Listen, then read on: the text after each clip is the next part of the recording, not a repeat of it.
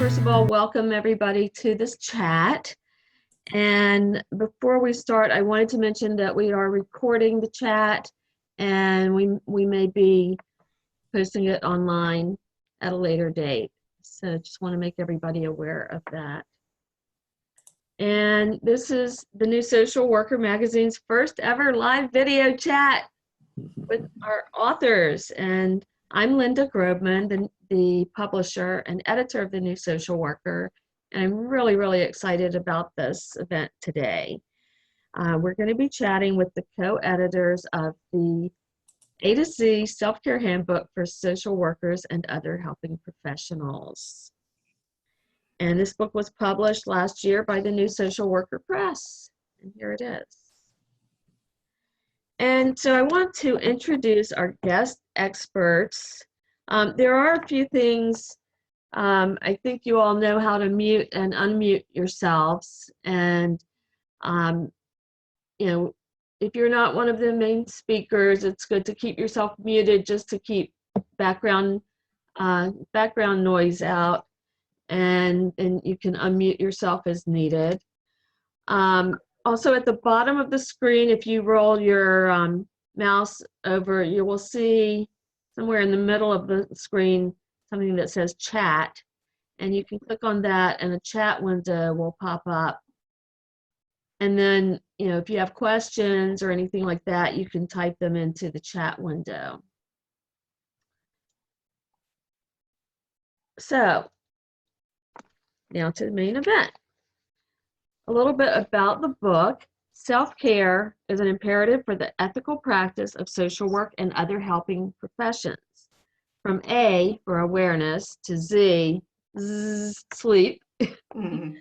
The editors and contributors of the book use a simple A to Z framework to outline strategies to help you build a self-care plan with specific goals and ways to reach them realistically. There are questions for reflection and additional resource lists to help you dig deeper into your self-care journey. And the book also includes a self-care planning form. I'll show you what that looks like. This is the planning form. So it has spaces for you to fill in different areas of self-care, what you plan to do, and how you plan to keep yourself accountable. And then there's one that's filled in just as an example. Okay, I want to tell you a little bit about the three co-editors of the book. Erlene Grise-Owens. Erlene is a former social work educator. She's also worked in clinical and administrative roles in child welfare, mental health, and religious affiliated contexts. She enjoys writing, reading, practicing yoga, walking anytime and anywhere, and traveling the globe with her life partner of 33 years. Dr. Justin J. Miller is an assistant professor at the University of Kentucky College of Social Work. Justin J. Miller's research and academic interests focus on child welfare, particularly outcomes related to foster care and adoption. Jay, hello, welcome. And Mindy Eaves is a higher education social work educator and ombudsperson. She has 15 years of experience in child welfare, clinical, higher education, and administration. She enjoys gardening, creating, going to festivals, and hanging out with friends and family. So, and Mindy, Jay, Erlene, and other colleagues are partners in the wellness group ETC. And this LTC provides evaluation, training, and consultation. The wellness group's vision is wellness and self-care as integral aspects of ethical and competent practice. The Wellness Group ETC builds organizational capacity for wellness and supports practitioner self-care, and they can be found at thewellnessgroupetc.com. So without further ado, I want to get to the main event, and this is going to be very informal. So I'm going to just start out asking our guests to talk about the book a little bit, what it's about, how it came about, and why you thought it was important to have a book like this. Well, I'll start, and this was very much a labor of love into our profession. The book, each entry is written by a practitioner, many of whom were former students of Jay, Mindy, and I. We previously taught in the same social work program. And this book is really, I've been in the profession for decades now, and it's the book that I really, really, really wish I had when I started out. And certainly the book that I wish we had for students. I think it's really important that we start students in the profession with the understanding that self-care is part of professional practice, must be part of professional practice, and not only convey that, but give resources and tools for being able to do that. So that's where the book comes from, is the heart of that. And my co-editors may want to add to that. Or I think pragmatically, you know, when we started kind of thinking about putting this together, it's and Erlene and Mindy and I will often joke about this. It actually started with a class assignment, self-care planning. We had a practice class that we all taught in various semblances. And we, one day, just after class, decided to start having the students do self-care plans. And it's really because we recognized that they were struggling with issues related to stress, et cetera, as students. And then we would see that kind of play out in the field with my colleagues in different ways. So for me, it was really interesting to kind of see it evolve from that assignment in a practice class to having this tool that it is now. For me, as you know, I'm a practicing ombudsperson, and so I serve as faculty members and staff. And what I found in terms of how I use this book is that a lot of them struggle with self-care, and even some who are part of the helping profession don't realize that they are a helping professional. And so I use this book. I've purchased several as a part of the ombuds practice, and to encourage people to use it for just that, use it practically, and that being able to assess where they are in terms of their self-care and what they can do differently. And rather than me, talking to them about it, giving them the book helps them arrive to it in their own time. And most of the time, they've come back and realized, where they could do better and how that really relates to their work.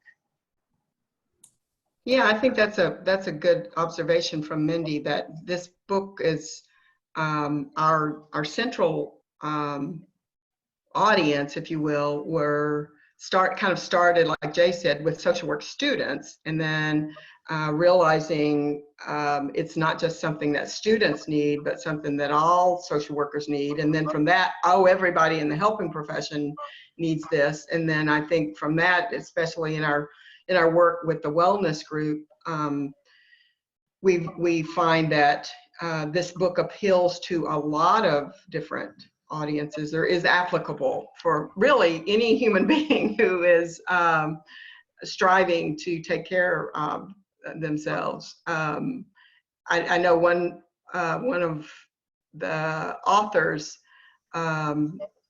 said that she gave it to her mom, who's a hairstylist, who really resonated with it, and she shared it with her friends. So the idea being that it's really about being fully human in our professional roles. Yeah, I think the book really can be used by anybody because everybody needs self-care, and Mhm. it's not just specific to social workers and helping professionals. Do you have suggestions for how to use the book? You know, whether it's for an individual or a group or an organization. Well, And we structured it and with the intent that it would be very accessible and kind of in bite sizes. And the way it's structured is with each of the entries is, 3 to 5 pages. And then there are reflection questions at the end, which can be used for an individual. So if I really want to work on my self-care as an individual, then I can use that as a guide to work through pretty much every element that one could think of related to self-care. And we structured it very intentionally so that it could be used in curricula, in social work curricula, or in trainings, professional development trainings, so that a group of any size could use it, a team for team supervision. We really urge folks to have at least one other person as an accountability partner. So even if I'm working on it individually, that Jay and Mindy would be my accountability partners in working through that. So that it's really set up to be useful for students in curricula, for individual practitioners. And then I know a number of folks have, a number of programs have adopted it for their social work curricula. And then a number of organizations, teams have taken it, like one person would read it and say, and then develop it as a team study guide or a book club within that team, or even organizations with organizational wellness initiatives can adopt it. So it's very flexible in terms of the format being usable for any number of purposes. and I love that the entries are bite-sized. So you look through the table of contents, just to give people an idea. You've got page 23 is A, awareness. Page 27 is balance for B. 31 is C, connection, and it goes down the alphabet. For each letter of the alphabet, there's another strategy, and they are 2 to 4 pages each. So I love that, I've heard of people keeping this by their bedside and just maybe reading one a night or something like that. That's a good way to do it. Can you give an example of how your accountability partner would keep you accountable? Like, which is, I'm laughing because I was thinking about being held accountable because I did not do my part in the self-care group this week that we have, and one of the ways that we can keep each other accountable, and that's why I laugh, is because we did have some text messages earlier today reminding me of my part in self-care, what I have to do, and keeping it in the forefront of our minds. And so an accountability partner can send what we do, we send a text message to one another and talk about our goals for the week in terms of self-care, our successes, our struggles, and we do this weekly. And periodically we meet once a month if we can. And there's this agreement that we still meet even if one or two of us can't make it. And obviously things happen sometimes, but it really does keep self-care in the forefront of our mind in terms of practice and in our personal lives. And it really does help us hold each other accountable in terms of reminding each other, whether it's through a text or when we meet, how is this going? You said you were working on having a conversation with your boss. How did that go? You were working on setting this boundary. How is that? And then making meaningful suggestions and celebrating with one another. So that's an important part of practice too, is the celebration. And so that celebration part, we celebrate all together. And that's how you can hold one of your partners accountable in terms of self-care.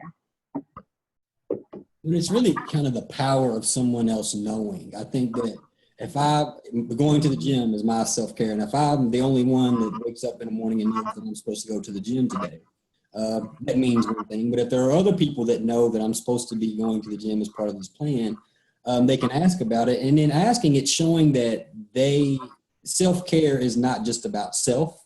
It's showing that they have an investment in or an interest in me taking care of myself. So it's kind of sharing the load, if you will. And then again, waking up knowing that someone's going to ask me if I went kind of motivates me to go.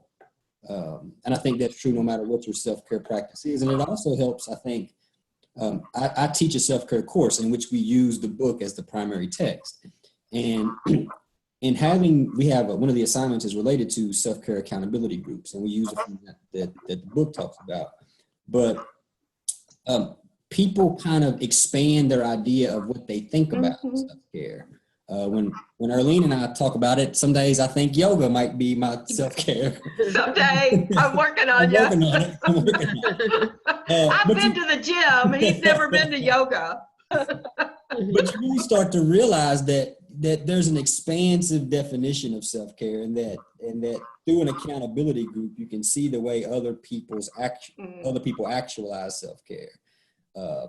And so it helps you reframe and retool your thinking about it when you're doing that. Mm-hmm.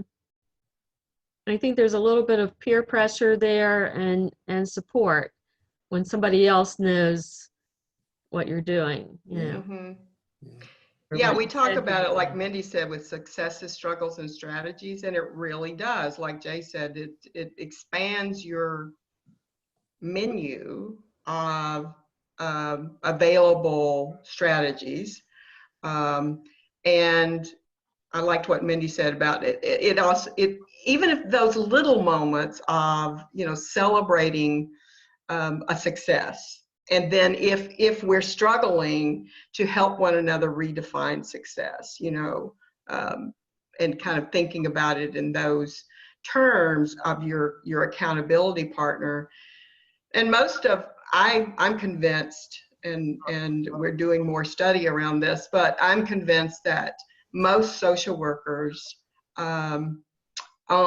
respond best to accountability and outside accountability. There's some work around that in terms of, because we're so driven to take care of other people. That's the function of our helping profession, that we just really don't know how and have not internalized that accountability to self. And so starting with being willing to be accountable to one another really just makes a lot of sense for us. It does. It does. Can the three of you talk a little bit about self-care and ethics? Oh, yeah. In the book, you say that it is an imperative for ethical professional practice. Talk about that a little bit. Well, I don't want to oversimplify it, but I will. I think it really boils down to, as social work practitioners, we are tasked with providing adept services to clients. What we know through research and anecdotally, that we cannot provide the best service to our clients if we are not taking care of ourselves, if we are not getting enough sleep, if we're not healthy, and I mean that in an expansive sense, physical, mental, and otherwise. If we are not tending to ourselves, then it becomes almost, I would argue, it becomes impossible to give yourself to someone else in service. And so, again, not to be use too strong of a language, but I just cannot be convinced that if one is not taking care of themselves, that they're not providing the best service that they could be to their clients. And in that sense, I think it's an ethical imperative. If I tell a social worker that by taking care of yourself, you can provide a better service to whoever it is that you're serving, I would think that that they would want to do that. I mean, child welfare is my area, and I want to make sure that I provide a good service to children and families. And because I want to do that, I think that it's why self-care becomes a really important thing, and for me, an ethical component of practice.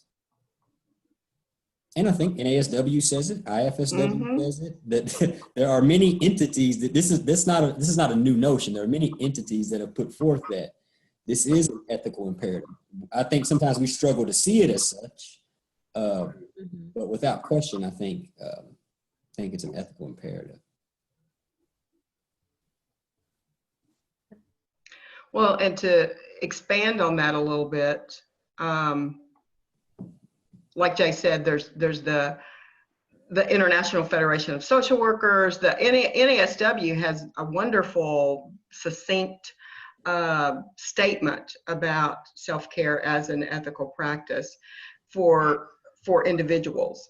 And so to expand on that a little bit in terms of, it's also, I have become more and more and more convinced, it is also an ethical imperative for social work programs and organizations and the profession itself to provide, just to talk about social work programs or our curricula, it is an ethical imperative, I believe, that social work programs should provide students with the materials, with the resources, with the valuing of self-care as part of professional practice. Otherwise, what I began to see over the years is we're putting folks out into the profession who have some competencies, because otherwise we wouldn't graduate them, hopefully, but they don't have the competency of self-care. And if nothing else, by taking care of oneself, you're going to extend the longevity of your ability to perform in the profession.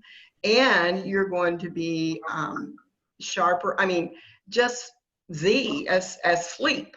You know, if you're not paying attention to sleep, the possibility of making a mistake, or just not making a good judgment, or just not being able to be present to the client system is there. So I think it's an ethical imperative for us as individuals, and it's an ethical imperative for programs and organizations, supervisors, to be sure that those we work with and amongst are given the skills and the necessary tools to be able to do it. And that's why we wrote the book, because there just really isn't enough out there that's accessible. There's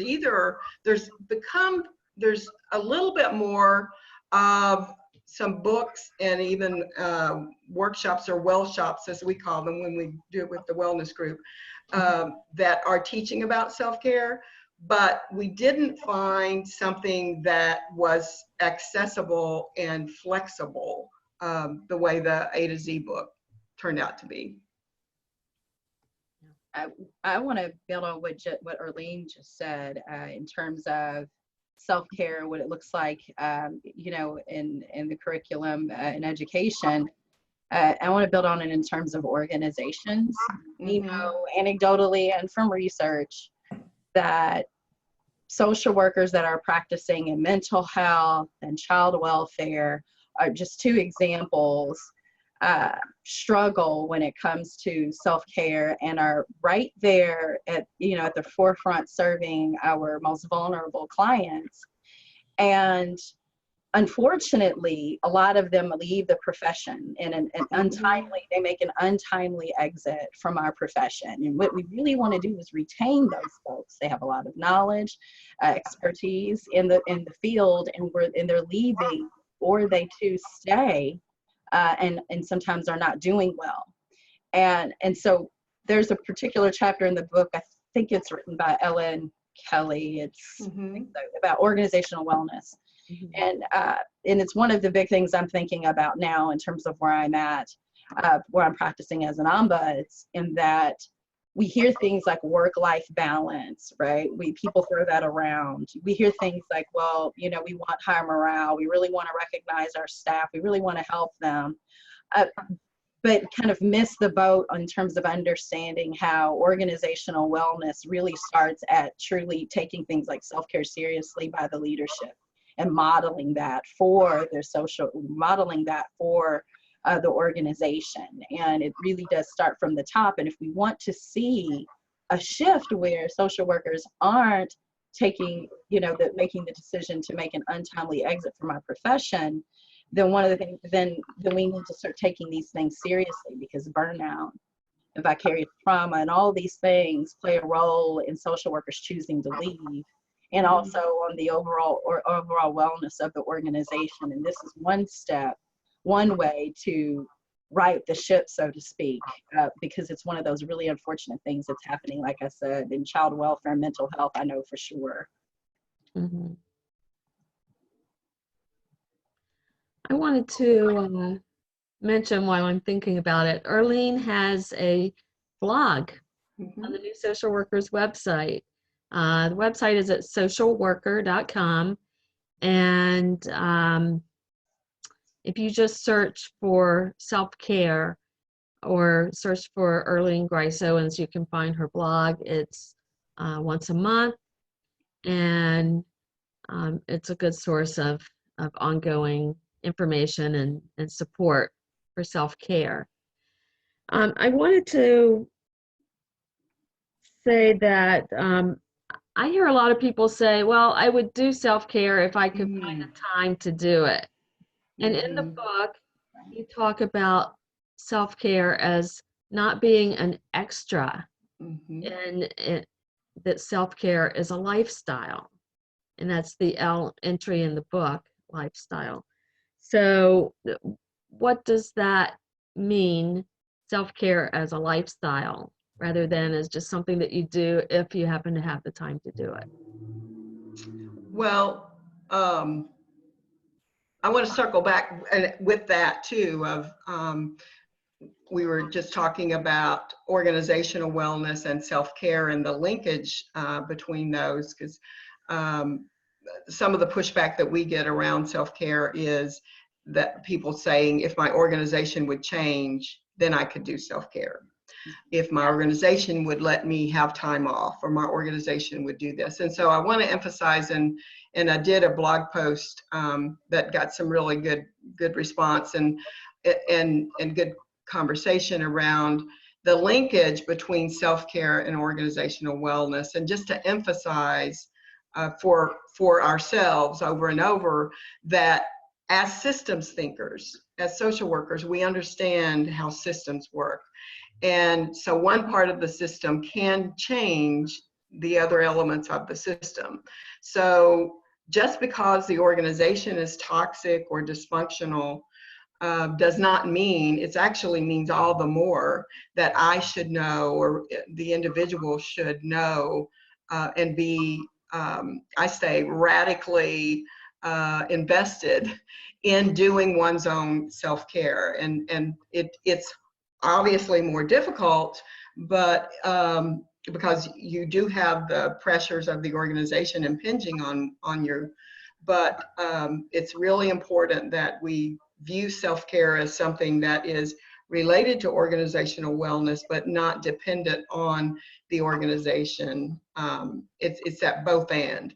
And so in terms of lifestyle, I think that's part of it, is it's not just doing something nice for ourselves when we have time or money, but it's how we operate in the workplace. You know, Mindy mentioned about having that conversation with your boss, asking for supervision, seeking out supervision, choosing, you know, putting into your work calendar that you will get away from the office. The guy who wrote that entry was the ideal person to write it, because he was the recent father. I think this was his third child, maybe fourth. He was working full time at the VA and drove, you know, 3 or 4 hours for the full-time MSW program. And so he really did a nice job. And we talk about this a lot in trainings of learning how to do self-care as a part of how one operates in work and in the rest of life. I don't even like the term work-life balance. I prefer the term life balance, because work-life divides us into, we have our work and then we have life, as contrasted with how do we have a lifestyle in which joy and meaning and purpose and good stuff is just infused in it. And I think that does require a traditional reframe on the way that we thought about self-care. We have always viewed historically, and part of this is because the term is kind of rooted in the medical literature, related to self-care being something that you do in addition to, or self-care is something that you do in response to some kind of medical ailment that you have, as opposed, or in contrast, as looking to self-care as something that is integrated into your life. And so that's, again, when we have a lot of the new research we're doing, we're really trying to reframe the paradigm related to self-care, to look at it, get away from this traditional notion of it being something extra and or ancillary, but as being something that's integrated into your life, work, whatever that entails. And I think that's part of the reason people have it's so embedded in us that it's extra, because we view it as, we have limited scope. We view it as going to the gym. Of course, going to the gym may require membership and time, et cetera, as opposed to looking at it, you know, as yoga or breathing or taking a nap in your office, or a multitude of different things that reframe time and money in a different space. Or taking walking meetings. One of the things that, you know, part of the wonderful benefit of doing this research and self-care and wellness being my selected area of research over the years has been that if somebody calls me and says, you know, what are you doing? I say, I'm working, I'm doing research, and I could be taking a nap. And thinking of it as a lifestyle is that is a part of my work. I mean, you know, we laugh and that's part of good self-care. But understanding that it is a part of one's work to take a nap, or to go outside and do a 10-minute walk with a colleague, as contrasted with, you know, if we're gonna discuss, I'll use a nice word, if we're gonna discuss how awful work is, at least take a walk outside while we're doing it. So that's the lifestyle component of thinking of it as integrated throughout the day, as contrasted with, well, I'm going to take care of myself when you get home, and then, you know, not even doing that. I thought it might be interesting to just kind of share some self-care strategies. You know, what are your favorite things that you do for self-care? Anybody? Well, I'll share. I really do like to spend time in nature, which is hilarious since I have every allergy known to to woman and man. Just take Benadryl and go. And so some of the things that I like to do, like I mentioned in the book, I do garden. I do that with my daughter, and it's great to spend time with her and spend time with plants. They don't talk back. They're just they want you to water them every once in a while and spend time tending to their needs. And it's really relaxing to get out in the garden. At this point, I have so many that I've lost count. And another thing that I like to do is spend time with friends and family.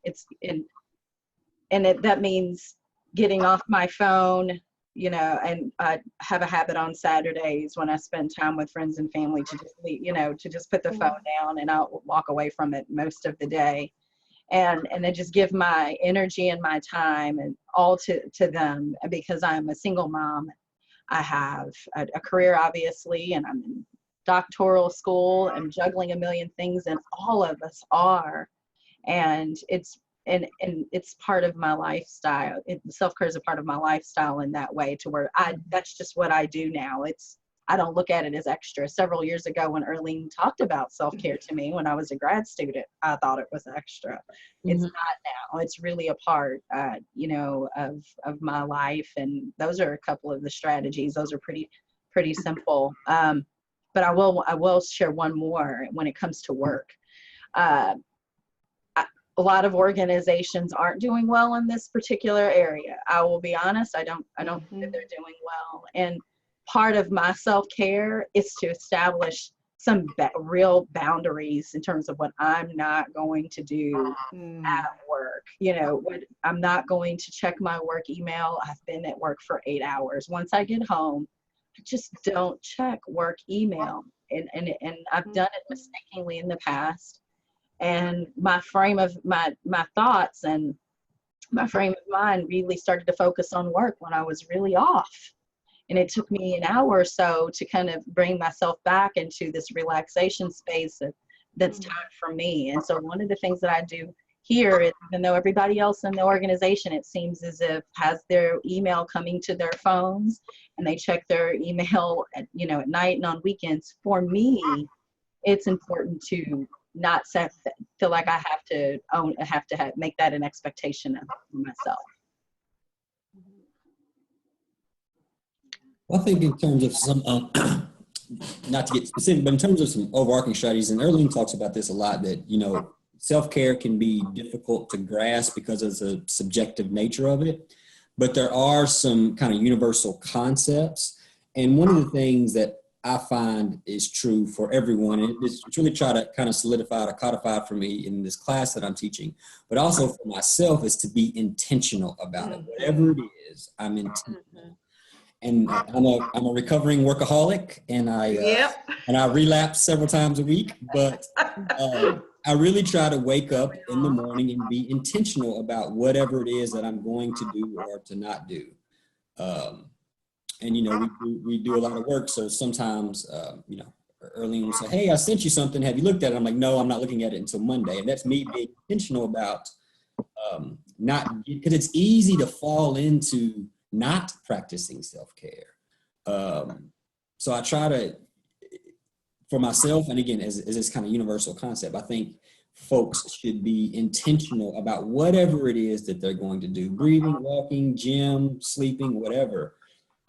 It requires, like many things in life, some intentionality. So my self-care practices kind of fluctuate from day to day, but whatever it is, I try to be intentional about it.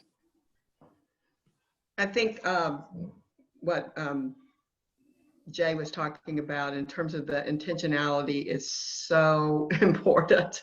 And in the book, Stacy Sugafara wrote the I about individualized. I'm looking at individualized, throw yourself a party of one. And in that, she talks about the I's, identify immediate, intentional interventions and invest. And I think we talk about everybody's self-care plan is going to look different. Even from my self-care plan today looks different than it did, 6 weeks ago. There are some continuing things. I will always do yoga, hopefully. And but it's that intentionality and investing in it. The other thing that's really works for me, because I just, for whatever reason, and I've found in talking with folks over the years, it's really helpful for most of us, is the chapter that I wrote about the Kaizen method of reinventing success. And I start that with saying, what is your how do you complete the statement if at first you don't succeed? And most of us complete it as try again. And my reframing of that is, if at first you don't succeed, redefine success. Because if I define success as being as, walking, or even, going to the gym or doing something, and this goes back to the SMART plan format that we use in the book and that we really recommend that folks use, to make sure that it fits you individually and that it's realistic. And oftentimes we think something is realistic, and then we test it out and we get frustrated and we see ourselves as a failure because we weren't able to do that. I have a friend who's constantly saying she's going to go to the gym, 3 days a week. And my gentle accountability is, how often do you go to the gym now? She doesn't go. So to expect that she's going to move from not going to the gym at all to going 3 days a week she's being unsuccessful, because that's her definition. So changing the definition and starting somewhere. It may be as simple as, today I'm going to drink a glass of water. We kind of do this all or nothing around self-care too, that either I'm like fit and working on world peace and all of it, or nothing, as contrasted with really taking incremental steps. That's been the most helpful strategy for me, and the accountability of putting it on my calendar, prioritizing it, making it, because if I put it on my calendar or put it on my to-do list, I'll be more likely to do it, just like I'm more likely to show up for a meeting or take care of some task that I have otherwise on my list.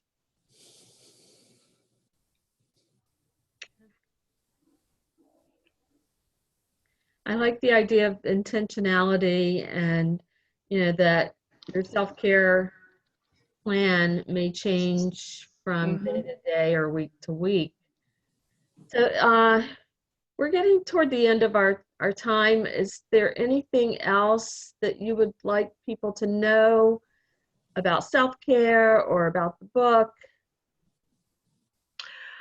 I think one of the things, as we've been, Mindy, Jay, and a cadre of us have been involved with this self-care movement for many years now,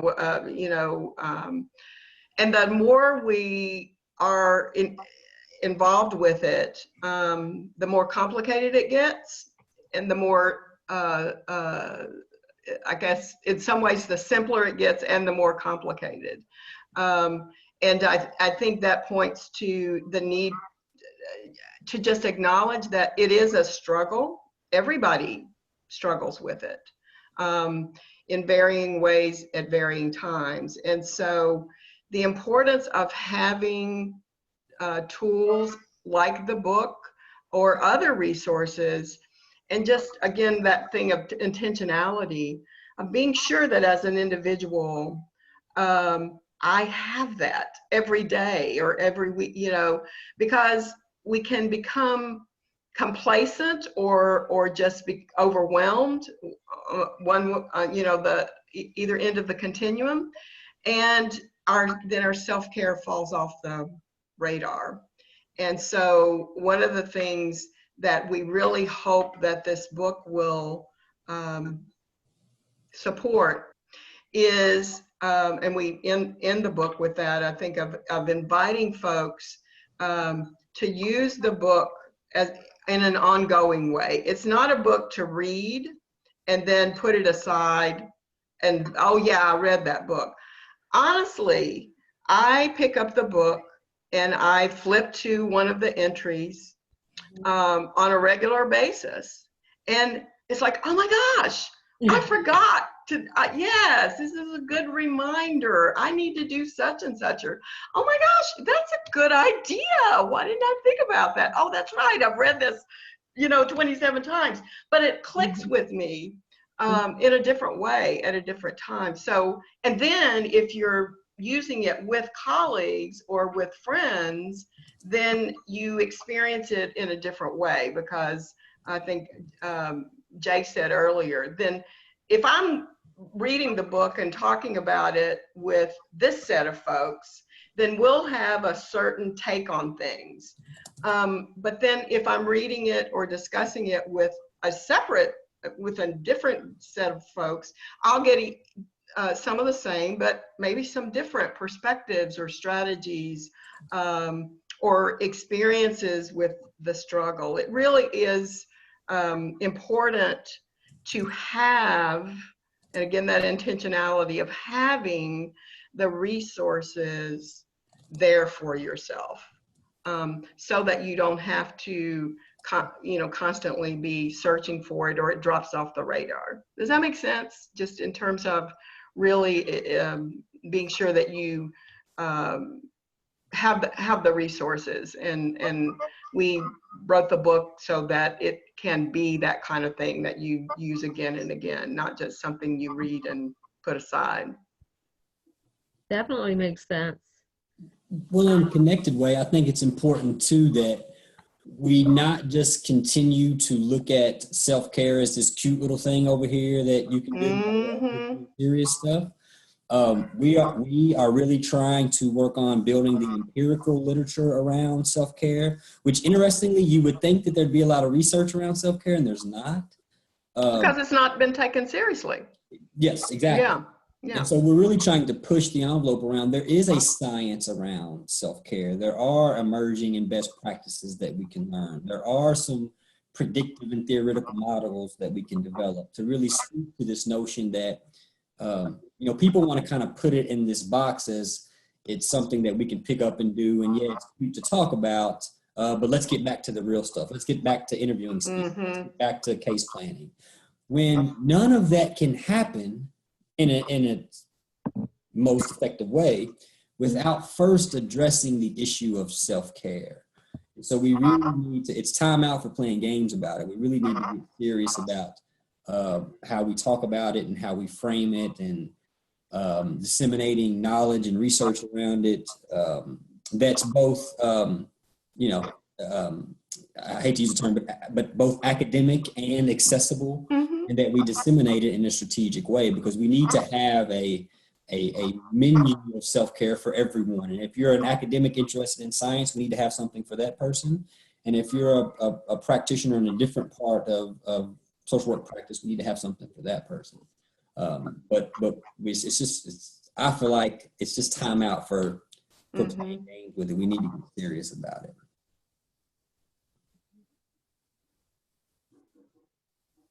Mindy, do you have any final words for us?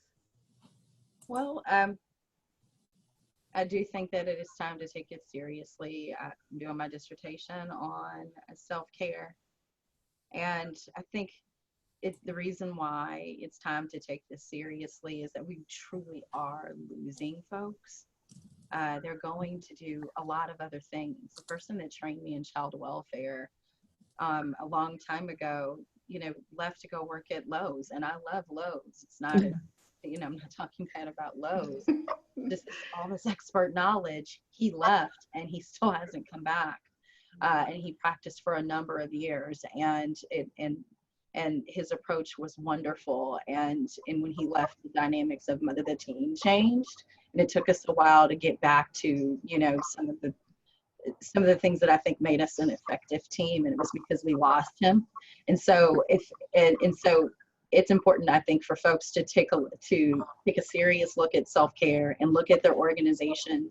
If you're an administrator or a leader, know that not only are you responsible for yourself, but you're also responsible for the people that you lead. And what a way to change things around on your team by starting with this book and practicing self-care and modeling it for the people that work for you, and most importantly for our clients.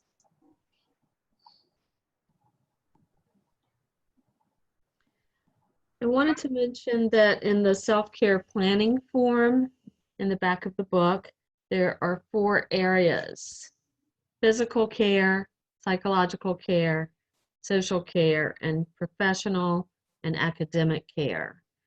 So that really covers a lot of different areas of your life. And also at the bottom it says any of these areas can include a spiritual dimension. So, if you follow this planning form, that's really a balanced self-care plan. Mm-hmm. So just wanted to mention that. Mm-hmm.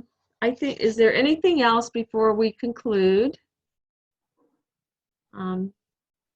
If not, I think this concludes our chat. And Thank you, Linda, for all your work. Yeah. Self-care.